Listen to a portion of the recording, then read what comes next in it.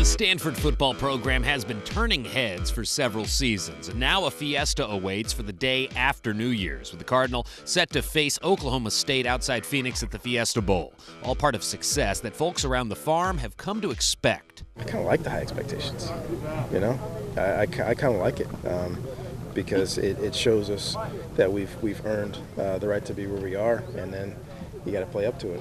You know, so I don't mind high expectations. Kind of like them. I hope it'll resonate, in the history of Stanford football. I think we've done, some pretty remarkable stuff so far. Obviously, we want to finish it out on a high note with hopefully a win against a good Oklahoma State team. But I think we've done some special things at the university, and I'm sure people will remember it down the road. It's a second straight BCS Bowl appearance for Stanford, and also the swan song for one of the school's all-time greats. So the question becomes, how do you celebrate Andrew Luck's final college game and also keep focus on the game itself? It's all the same.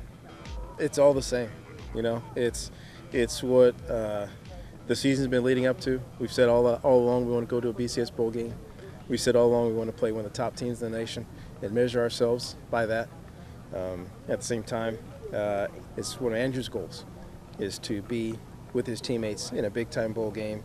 We thought it was going to be on New Year's, but I guess it's after New Year's, which is great. But it's all the same because every season starts the same with a whole bunch of uncertainties.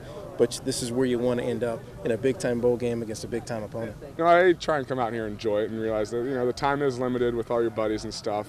But more importantly, I think just focusing on trying to win and enjoying those moments. Because if we lose it won't be as fun as winning a game like this. And as Luck's time on the farm is wrapping up, we wondered if the reasons he came back for another season or came to Stanford in the first place have been realized.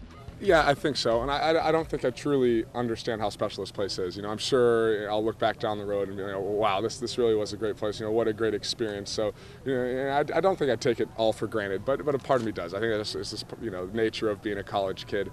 But I wouldn't. I'm not going to say everything's been great, or everything's been perfect and happy, but I wouldn't trade it for anything. Absolutely no regrets. As I said a couple weeks ago, I like to think in terms of eras, and hopefully our era doesn't come to an end with Andrew leaving. But at the same time, I've searched and I can't find another team that's ended back-to-back years in the top 5 in football and the top 5 in education.